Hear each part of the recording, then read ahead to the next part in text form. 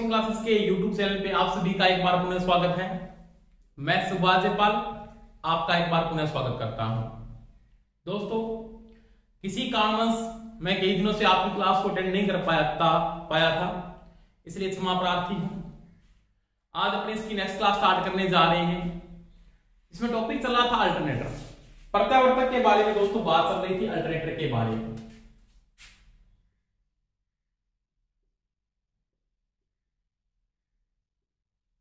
Alternator के बारे में अब आपकी तो क्लासें लगेगी, वो नियमित क्लासेस स्टार्ट हो जाएगी यूट्यूब पे भी। ए पे तो स्टार्ट ही है, ए पे मैंने स्टार्ट कर दी थी आपकी क्लासेस सोमवार से। नियमित रोजाना 2 घंटे वहां पे क्लास लगती है। जिन बच्चों ने ऐप को डाउनलोड नहीं किया तो वो ऐप डाउनलोड कर लें, और टेस्ट सीरीज भी ऐप पे स्टार्ट कर दी गई है। तो सभी ऐप को ज्वाइन करें जितने हो सके आपको, और यूट्यूब को भी देखते रहें। यूट्यूब पे भी वैसे कोई समस्या नहीं आने वाली है। अगर आप ऐप ज्वाइन करना तो अच्छी बात है, वहां पे 2-2 घंटे की क्लासें रोजाना लगती है। बुधवार और शनिवार को प्रत्येक सप्ताह में 2 बार टेस्ट होते हैं, और 15 दिन के बाद एक मॉक टेस्ट होता है जो इसमें 100% लिए जाते हैं।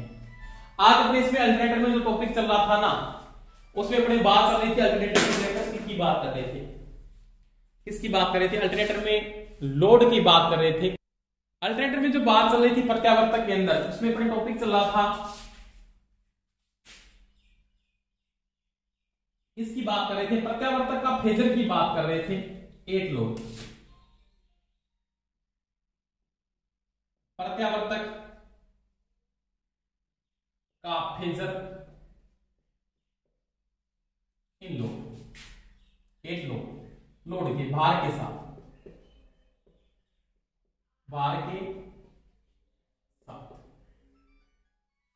यानी जो फेजर की बात कर रहे थे, फेजर का मतलब इस पे जो लोड मेंटेन करके चलते हैं, जो लोड आप यहां पे यूज करते हो, वो किस प्रकार का लोड अपने डालते हैं, उसकी बात चल रही थी। तो प्रत्यावर्तक का जो फेजर अपने बात कर रहे हैं लोड के साथ, तो अपने बात में जो लोड को मैंने यूज किया था, लैगिंग लोड के साथ मैंने फेजर को बता दिया था। इसके बाद अपने जो बात करेंगे वो करेंगे यूनिटी पीएफ के साथ फेजर, यानी आपका जो लोड है वो यूनिटी फेजर के साथ, जो पावर फैक्टर होगा वो आपका कौन सा पावर फैक्टर होगा? वो यूनिटी पावर फैक्टर होगा। और यूनिटी पावर फैक्टर के साथ किसकी बात करेंगे? फेजर की बात करेंगे। यानी जो आपका पावर फैक्टर है वो कौन सा? यूनिटी पावर फैक्टर के साथ बात कर रहे हैं कि जो लोड होगा उसका यूनिटी पावर फैक्टर। इसका मतलब यूनिटी पावर फैक्टर कौन सा होगा? तो आपका जो अल्टरनेटर पे लोड होगा वो कौन सा होगा? रेजिस्टिव लोड होगा। यानी यहाँ पे जो लोड यूज करने जा रहे हैं वो आपके पास कौन सा लोड आने वाला है? वो रेजिस्टिव लोड होगा, ओनली फॉर। कौन सा? रेजिस्टिव, जिसमें ओनली फॉर किसका मान पाया जाता है? आर का मान होता है, या वो रेजोनेंस परिपथ हो सकता है। क्योंकि रेजिस्टिव लोड रेजोनेंस में एक ही बात होती है, वहां पे रेजिस्टिव लोड ही काम करता है। तो देखो दोस्तों, मैं बात करता हूं यहाँ पे फेजर के अंदर। जैसे आपके पास कोई भी एक अल्टरनेटर है या क्या प्रत्यावर्तक है, उसके ऊपर आपने ऐसा लोड डाल रखा है, इसका पावर फैक्टर आपके पास क्या? इकाई है। क्या है? इकाई। यानी cos फाई का जो मान होगा, या पावर फैक्टर की जो वैल्यू आ रही है यहाँ पे, cos फाई का जो मान होगा वो क्या होगा? इकाई, यानी क्या होगा? 1 होगा। मानिए आपके पास एक अल्टरनेटर है ये वाला, और यहां से आपका इंड्यूस ईएमएफ पैदा हो रहा है, इंड्यूस ईएमएफ। ठीक है, इसके ऊपर आपने लोड डाला यहां से। इंड्यूस मैंने बताया, वैसे पूरी डिटेल से बात पिछली वीडियो मैंने पूरा समझाया। पिछली वीडियो जिन्होंने नहीं देखी वो दोबारा से देख ले, कोई समस्या है तो बता दी मेरे। यहां पे ये आर्मेचर का एक रेजिस्टेंस, इसको मैंने किससे लिख दिया? आरए से साइन कर दिया। यानी जो आर्मेचर रेजिस्टेंस की वैल्यू है उसको मैंने किससे साइन किया? आरए से साइन कर दिया। यानी आर्मेचर में रेजिस्टेंस का मान क्या होगा? पाया जाएगा, उसकी वैल्यू को मैंने किससे लिख दिया? आरए। तो यहाँ पे अल्टरनेटर का जो रेजिस्टेंस की वैल्यू है उसको मैंने आरए से साइन किया, यानी आर्मेचर का जो रेजिस्टेंस है उसको मैंने आरए से साइन कर दिया। उसके बाद यहां पे आपके पास सिंक्रोनस रिएक्टेंस है, इसको मैं किससे साइन करूंगा? आर। ऐसे ही मैंने समझाया सिंक्रोनस रिएक्टेंस क्या होता है, उसके बारे में आपने बात की थी। उसको अपने एक्स एस से लिखा जाता है, सॉरी। अब देखो यहां पे आपने कोई भी एक लोड बोल दिया, यहां पे एक लोड जुड़ा, यही लोड है, और यहां पे जो लोड है वो कौन सा? रेजिस्टिव है। इसको जेड आर से साइन करता हूं, जेड आर का मतलब रेजिस्टिव लोड है, और यहां से जो धारा फ्लो हो रही है उसका मान क्या आपके पास? आई फ्लो का है। तो देखो दोस्तों, मैं अगर बात करता हूं तो इसकी जो वोल्टेज ड्रॉप होगी, यहां पे जो वोल्टेज ड्रॉप करेगा वो होगी IA इंटू RA, और ये जो ड्रॉप करेगा वो करेगा IA इंटू XS। ये दोनों वोल्टेज ड्रॉप करेंगे। अब देखो, अब आपके पास जो पावर फैक्टर की वैल्यू क्या आ रही है, 1 आ रही है। क्या पावर फैक्टर का मान 1 है। थीटा एंगल यानी कला कोण या थीटा जो एंगल होगा वो कितने डिग्री का आएगा, तो वो आएगा 0 डिग्री। कितने का आएगा, 0 डिग्री, या 90 का आएगा, 0 डिग्री आएगा, बिकॉज 0 डिग्री का मान क्या होता है, 1 होता है। अब देखो, अब अगर इसके फेजर डायग्राम की अगर बात करो, इसका जो फेजर बनता है वो किस प्रकार से आप इसका फेजर बनाते हो, उसकी अगर मैं बात करता हूं तो सबसे पहले अगर मैं बात करूं फेजर के अंदर, आराम से देखना दोस्तों,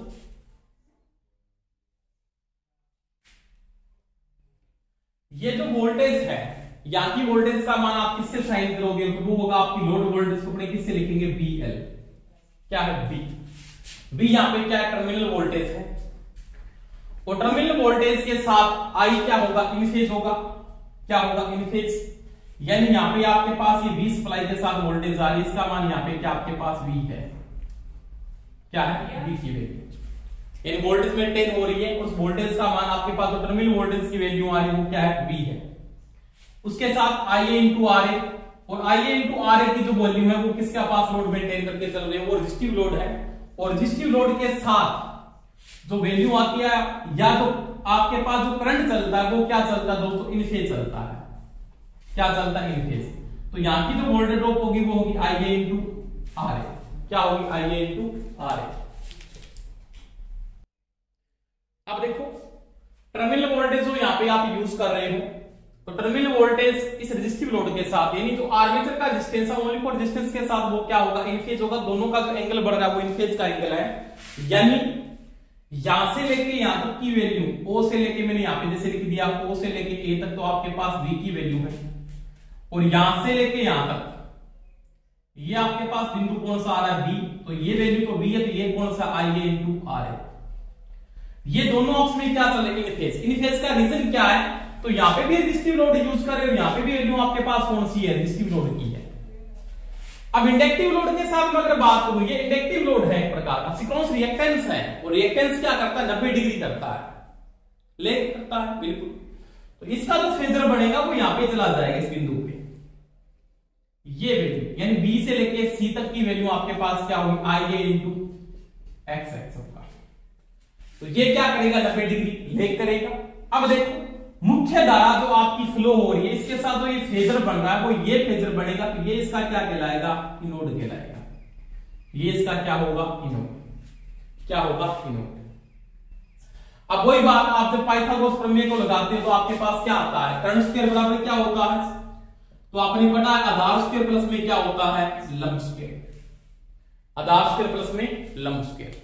और इसको खोलने के बाद आपके पास जो कंडीशन आती है, यानी आधार पे आपके पास क्या वैल्यू है, तो आपके पास जो आधार है वो देखो क्या है, कर्ण पे आपके पास क्या, कर्ण की वैल्यू क्या है, O से लेके क्या है, C की स्क्वायर, OC स्क्वायर, O से लेके C की स्क्वायर, प्लस आधार क्या आपके पास, आधार पे क्या है, OA प्लस AB की होल स्क्वायर, प्लस क्या आएगा यहां पे, BC की होल स्क्वायर। अब देखो, इसका मान पुटअप कर दो यहां पे, इसकी जगह क्या आ जाएगा, इनोड स्क्वायर, और यहां पे O की वैल्यू क्या है, V plus IA into RA की होल स्क्वायर, प्लस क्या हो जाएगा यहां पे, IA इंटू XX की होल स्क्वायर।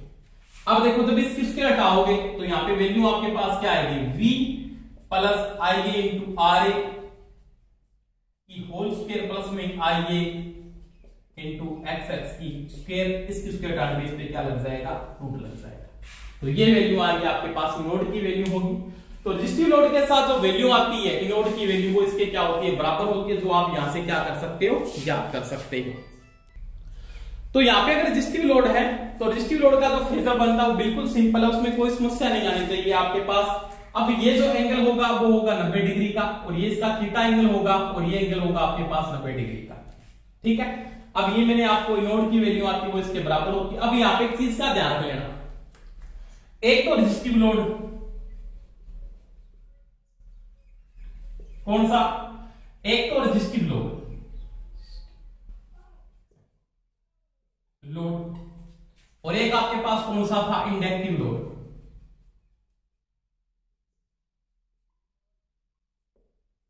इन दोनों लोडों के अंदर एक चीज को नोट कर लेना दिमाग के अंदर ही, हमेशा ही इन नोड की वैल्यू ज्यादा होगी किससे, टर्मिनल वोल्टेज से। ये चीज का ध्यान रखना, चाहे लोड आपके पास इंडक्टिव लोड हो और चाहे लोड आपके पास कौन सा हो, रेजिस्टिव लोड हो। इंडक्टिव लोड के अंदर आपके पास इन नोड की वैल्यू यानी तो पेटा वोल्टेज की वैल्यू हमेशा ही ज्यादा होगी किससे, टर्मिनल वोल्टेज के, यानी तो टर्मिनल वोल्टेज का मान हमेशा ही कम होता है। किससे कम होता है, तो वो होता है दोस्तों किससे कम, तो वो होता है इनोड से। समझ में आ गई दोस्तों मेरी बात। इसके बाद अगर मैं बात करूं तो इसके बाद अपना जो अगले वाला लोड आता है वो कौन सा आता है, वो आता है लैगिंग पावर फैक्टर के साथ। वो बात करते हैं, बिल्कुल सिंपल है, उसमें भी कोई समस्या नहीं आनी चाहिए आपको। ये समझ में आ गया होगा फेजर, कोई दिक्कत नहीं होनी चाहिए। अब देखो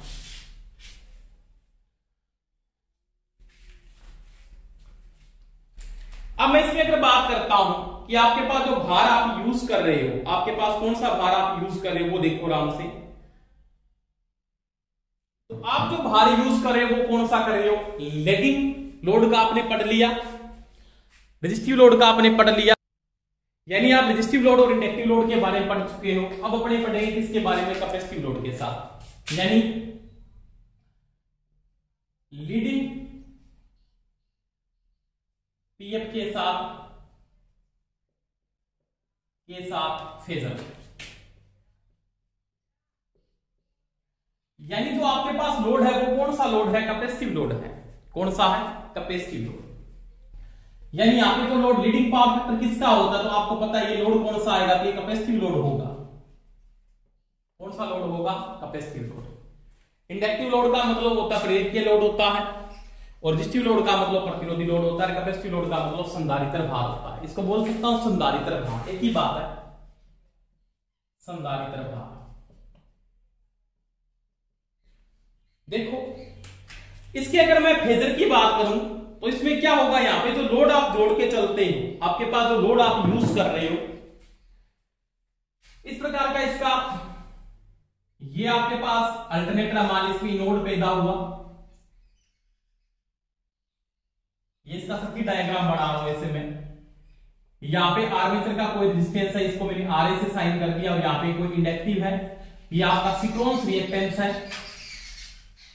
और यहां पे आपने लोड डाल दिया, एक भार डाल दिया, और आपको इसने किससे साइन कर दिया, जेड से साइन कर दिया। जेड का मतलब यहां पे जो लोड है वो कौन सा लोड है, तो वो आपके पास कौन सा लोड है, कैपेसिटिव लोड है। कौन सा लोड है, कैपेसिटिव लोड। यानी यहां पे आप किस लोड को यूज कर रहे हो, तो आपके पास जो यहां पे भार है वो कैपेसिटिव भार आप यूज कर रहे हो, यहां से जो करंट फ्लो हो रहा है वो आईए, ठीक है, और यहां की जो वोल्टेज उसको टर्मिनल वोल्टेज के उसको मैंने किससे साइन कर दिया, वी से साइन कर दिया। अब देखो इसकी ड्रॉप वोल्टेज तो पता आपको, आईए इंटू क्या होगा, आरए होगा, और ये होगा आईए इंटू एक्स एस होगा। यहां पे तो कोई समस्या नहीं, सेम कंडीशन है, कोई दिक्कत नहीं, परंतु ये चीज चेंजिंग हो रही है। यहां पे संधारित्र भार है, कौन सा है, संधारित्र भार। यहां पे जो लोड जुड़ रहा है तो कैपेसिटिव लोड डाला, ऐसा लोड डाला जो कैपेसिटिव लोड है। इसके मैं फेजर डायग्राम की अगर मैं यहां पे बात करता हूं, इसका जो फेजर बनता है वो किस प्रकार से बनता है, वो देखो आराम से। देखो ये कंडीशन है, यहां से लेके आपके पास क्या होगा, एक तो टर्मिनल वोल्टेज की वैल्यू किससे आ रही है, वी से साइन कर रहे हैं, कि टर्मिनल वोल्टेज का मान आपके पास क्या है, वी है। समझ में आ गई मेरी बात, ये टर्मिनल वोल्टेज की वैल्यू आपके पास क्या है, वी है। जैसे ये आपके पास यहां पे टर्मिनल वोल्टेज है वी, ये ओ लिख दिया मैंने। लीडिंग पावर फैक्टर के साथ जो धारा होगी, यहां पे जो करंट लेके चलती है, इसका जो एंगल आएगा वो लीड करेगा यहां पे थीटा एंगल के साथ। ये थीटा एंगल क्या होगा, लीडिंग होगा, यानी ये क्या होगा आपके पास आई। यानी इंडक्टिव लोड के साथ धारा क्या होती है, हमेशा ही लीड करती है। क्या करती है, लीड करती है। V और I के बीच का जो एंगल बन रहा है वो आपके पास क्या बन रहा है, लीडिंग का बन रहा है। अब देखो इसी एंगल के साथ मैं अगर बात करूं रेजिस्टिव लोड के साथ, धारा क्या रहती है, मुख्य धारा इन फेज रहती है ना, इसके सेम टू सेम इसका ग्राफ बनेगा। इसके साथ मुख्य वोल्टेज मुख्य धारा के बीच में तो लीडिंग है, परंतु ये जो ड्रॉप है ना, ये ड्रॉप इस IA के साथ क्या होगी, इन फेज होगी। क्या होगी, इन फेज। यानी IA के साथ ये इन फेज होगी, तो इन फेज इसका सेम एंगल इसके ऊपर यहां से, तो यहां पे इन फेज का एंगल आएगा ऐसे, ये एंगल इसके बिल्कुल सेम टू सेम ऐसे, इस प्रकार से। जैसे यहां पे मैंने बिंदु ले लिया इसका B, क्या ले लिया, B। यानी तो ये इसकी वैल्यू आ रही है, इसकी कौन सी वैल्यू आ रही है, B की वैल्यू, और ये क्या है आपके पास, तो ये है IA इंटू RA। दोबारा से रिपीट कर रहा हूं, V और I के बीच का जो थीटा एंगल है, ये तो लीडिंग पावर फैक्टर है, मुख्य धारा और मुख्य वोल्टेज के बीच का एंगल है। अब ये जो IA के साथ इसका एंगल होगा वो तो होगा इन फेज, तो ये इसके साथ क्या है, इन फेज है। अब ये इससे क्या होगी, रिएक्टेंस, सीक्वेंस रिएक्टेंस क्या होगा, इसे लेग करेगा, बिल्कुल क्या करेगा, लेग। तो इससे लेग करेगा, कितने डिग्री करेगा, 90 डिग्री। तो इसका जो एंगल आएगा वो यहां पे एंगल आएगा ऐसे, ये एंगल ऐसे क्या आएगा, 90 डिग्री का एंगल। यहां पे जो एंगल बनना चाहिए बिल्कुल क्या बनना चाहिए, 90 डिग्री का एंगल ऐसे, जैसे ये बना, ये C आ गया, तो ये वैल्यू किसकी आएगी, IA इंटू XX। तो ये जो एंगल है इस दोनों के बीच में 90 डिग्री का होना चाहिए। समझ में आ गई दोस्तों मेरी बात। तो ये इसका जो फेजर बनता है वो इस प्रकार से आप इस फेजर को यूज करते हो, यानी जो फेजर की वैल्यू आ रही है वो किस प्रकार से बनता है, तो ये इसके साथ क्या है, लीडिंग है, ये इसके साथ क्या है, इन फेज है, और ये इसके साथ क्या कर रहा है, देखो यहां से लीडिंग कर रहा है। तो इसमें धारा वोल्टेज है वो लेगिंग करेगी, इसके साथ इसके लेगिंग करेगी, इसके साथ ये लेगिंग करेगा, बिल्कुल बात सही है वोल्टेज को। अब देखो ये जो वैल्यू आएगी इन दोनों के बीच में, जो ये वैल्यू आएगी, ये वाला मान, ये वाला, ये इसका वेक्टर बन जाए, ये इसका क्या कहलाएगा, उस समय इनोड कहलाएगा। क्या कहलाएगा, इनोड। तो यह वैल्यू होगी वो क्या कहलाएगा, इसका इनोड होगा। क्या होगा, इनोड। अब देखो इसका जो वेक्टर बनता है वो इस प्रकार से बन जाता है, ये वेक्टर, ये लाइन यहां तक आ जाती है ऐसे, खींच लो इसको, मान इसको खींच लो ऐसे, और ये 90 डिग्री का एंगल, ठीक है। तो ये इसका बनता फेजर, यहाँ पे 90 डिग्री का। फिर आप पाइथागोरस प्रमेय जब यहाँ पे लागू करते हो 90 डिग्री एंगल के साथ, तो आपके पास इनोड की वैल्यू क्या आती है वो आप यहाँ पे क्या कर लोगे, नोट कर लोगे। देखो आराम से, आपने पहले भी नोट किया था, इनोड का स्क्वायर बराबर में क्या पढ़ा था आपने, ये पढ़ा था V cos थीटा, जो मैंने करवाया था आपको किसमें, लेगिंग पावर फैक्टर के साथ करवाया था। V cos थीटा प्लस में होगा IA इंटू RA। कैसे आया, मैंने पूरा समझाया, लेगिंग पावर फैक्टर में आपको पूरा समझाया ये बात। उसके साथ प्लस क्या होगा, इसका स्क्वायर प्लस आएगा, ये आपके पास जो वैल्यू आएगी V sin थीटा माइनस ये आ जाएगा IA XX, इसका हो जाएगा होल स्क्वायर। समझ में आ गई दोस्तों मेरी बात। अब देखो इनोड बराबर क्या हो जाएगा, फिर इनोड की वैल्यू इसका स्क्वायर आओगे, इसके पूरे पे लग जाएगा रूट, तो ये हो जाएगा V cos theta plus IA into RA का whole square plus V sin theta minus IA into XX, इसकी भी होल स्क्वायर, इसका बाद में क्या हो जाएगा, तो ये वैल्यू होती है इसकी नोड की। अब देखो लेगिंग और लीडिंग पावर फैक्टर में इतना ही डिफरेंस है। यहां पे पहले वैल्यू किसकी आ रही थी, लेगिंग में जो ये मान आ रहा था ना, लेगिंग में यहाँ पे जो मान आ रहा था वो प्लस का आ रहा था, अब यहाँ पे किसका आ रहा है, माइनस का आ रहा है। और लीडिंग में यहाँ पे किसका मान आ रहा है, माइनस का आ रहा है। तो लेगिंग होता तो यहाँ पे क्या था, प्लस था। अब देखो अब इस वैल्यू में इनोड की जो वैल्यू आती है ना, इनोड की वैल्यू, इस कंडीशन के अंदर जो इनोड की वैल्यू है, इनोड का मतलब आपके पास जो वोल्टेज जनरेट हो रही है उसकी वैल्यू हमेशा लीडिंग पावर फैक्टर में क्या होगा कि ये वैल्यू इसके बराबर हो सकती है, इनोड की वैल्यू V के बराबर हो सकती है। पहली बात तो ये ध्यान रख लेना लीडिंग पावर फैक्टर में। दूसरी बात, V का मान इनोड वोल्टेज से टर्मिनल वोल्टेज का मान ज्यादा हो सकता है पैदा होने वाली वोल्टेज से। इसमें तो ये only for leading power factor के साथ ही हो सकता है, लैगिंग पावर फैक्टर में कभी नहीं होगा। किसमें हो सकता है, लीडिंग पावर फैक्टर। समझ में आई दोस्तों मेरी बात, तो लीडिंग पावर फैक्टर का ये फेजर बनता है, तो ये चीज का ध्यान रख लेना। अगर लैगिंग पावर फैक्टर में कभी भी ये नहीं होगा, लैगिंग पावर फैक्टर में नोट ज्यादा होगा हमेशा V से, चाहे पावर फैक्टर आपके पास लैगिंग है और चाहे आपके पास क्या है, यूनिटी है। ये दिमाग में इंपॉर्टेंट चीज है। तो ये मैंने बात की थी, एक लोड है आपके पास, तो फेजर आपने बात की यूनिटी पावर फैक्टर का और लीडिंग पावर फैक्टर का। अगर लीडिंग पावर फैक्टर में अगर ZC यूज करें तो लीडिंग पावर फैक्टर है यहाँ पे, अगर यहाँ पे आपके पास इकाई पावर फैक्टर तो वहां पे कौन सा रेजिस्टिव लोड लगा हुआ है, अगर लैगिंग पावर फैक्टर तो वहां पे इंडक्टिव लोड लगा हुआ है। तीन प्रकार के लोड आप यूज करते हो अल्टरनेटर पे, किस प्रकार का लोड आप जान रहे हो वो वैल्यू मैंने यहाँ पे क्या की दोस्तों बात की। दो प्रकार के लोड आप यूज करते हो अल्टरनेटर में, कौन सा इंडक्टिव लोड डाल रहे हो या कौन सा डाल रहे हो कैपेसिटिव लोड डाल रहे हो। समझ में आ गई बात में।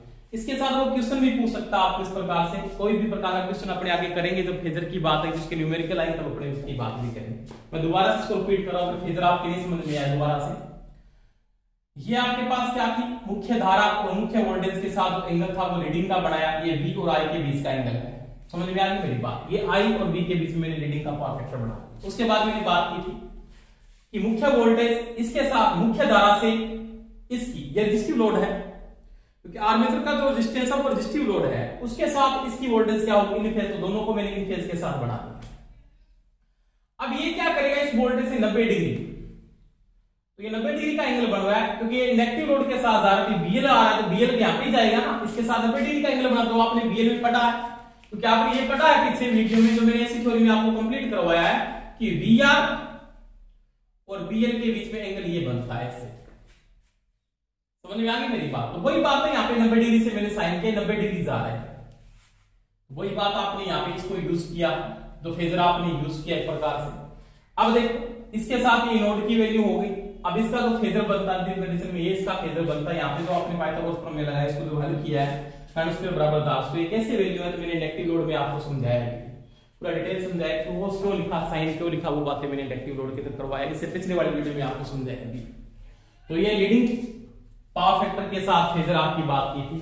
और यहाँ पे एक चीज का ध्यान रख लेना, एक लीडिंग लोड ऐसा है अल्टरनेटर के अंदर जिसमें BL का मान है टर्मिनल वोल्टेज इनोड वोल्टेज से भी क्या हो सकती है, ज्यादा हो सकती है या बराबर हो सकती है।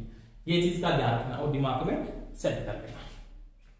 ठीक है दोस्तों, तो आज के इतना ही, सभी को बेस्ट ऑफ लक, सभी को जय हिंद। पूरा मैं आपको बता देता हूं, आज बुधवार है और बुधवार में आपको सेल का टॉपिक दे रखा था, मेरे सेल टॉपिक था और इसका एक के ऊपर आज टेस्ट है, ए पर टेस्ट भी है, तो सभी एक को ज्वाइन करें और टेस्ट भी लेने का प्रयास करें।